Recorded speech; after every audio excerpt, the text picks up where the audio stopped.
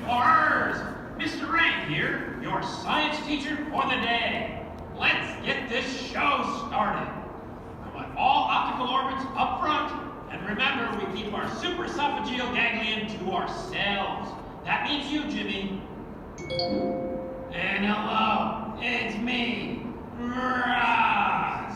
You monsters make sure that your tentacles and horns are not blocking anyone's view. And no food or drinks in the exhibit. Let's get started.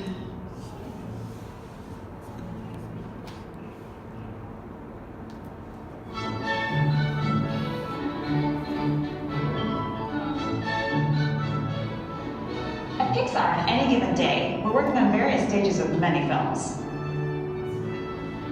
But it all begins with an idea. For example, Toy Story could have started like this. When kids leave the room, the toys come to life. See, I always knew that my toys did that.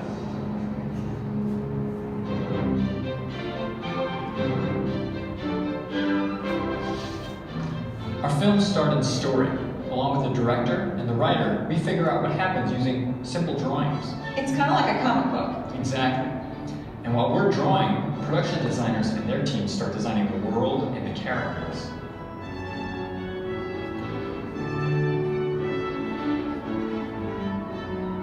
While they're painting and drawing and sculpting, our storyboards go to editorial, where they string together all the drawings that we've created. We time them out, add music, dialogue, and sound effects. He's the only one who knew what the heck was going on! And as these shots go through each stage in production, we'll update this scene over and over again. And this is where the science and the math come in. What the heck was going on? What's next? Pipeline. We're ready to start making the film you'll see in the theater, and this happens in a particular order.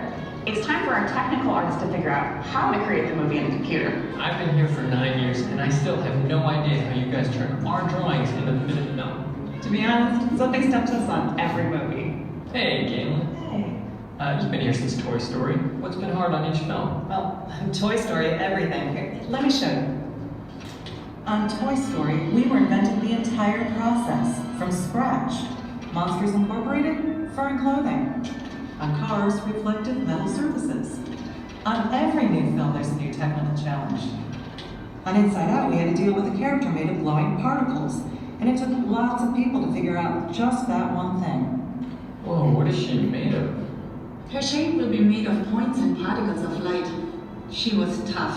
This is the 17th version. And the characters have to move, so someone has to add controls to the model. Like a puppet, right? Yes, except instead of strings, our animators will use a computer program to move the characters in a digital world. Next in the pipeline, sets. So for Cars 2, you built the entire city of London? We needed a huge chunk of the city because Mater and McQueen speed through it, so we figured out how to grow buildings with enough variation for them to look real. And we moved through that set with our virtual cameras.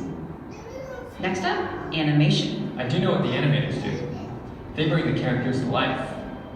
You see how she's moving but her clothes and hair are missing? Adding and moving those elements is going to be someone else's job further down the pipeline. And by somebody else, I mean me, and about 20 other simulation technical artists. Where are you getting all these shirts? We have to build everything you see, including the textures and surfaces, which help make the world and characters believable. Next up, lighting. Ironically, it's really dark in the lighting department. So when you start, there are no lights? No. Any source of light is something we have to add into the scene. In this shot alone, there are 230 lights. Last up, the render farm. A film is really a series of images, or frames. There's 24 of them every second. This is where we make the frames. Everything comes together here. All the art, math, and science. A single frame can take more than 24 hours to render. And that's just one frame. And that's assuming we don't run into any snags.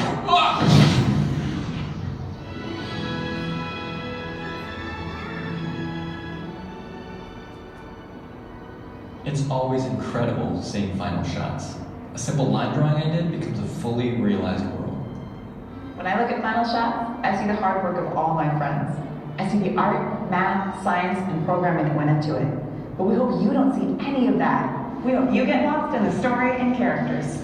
Oh my gosh, it's computer graphics pioneer and Pixar founder Ed Catmull. Can you wrap it up for us, Ed? Computers don't make movies, people do. It is art and it's technology. It is hard and messy, but it is fun.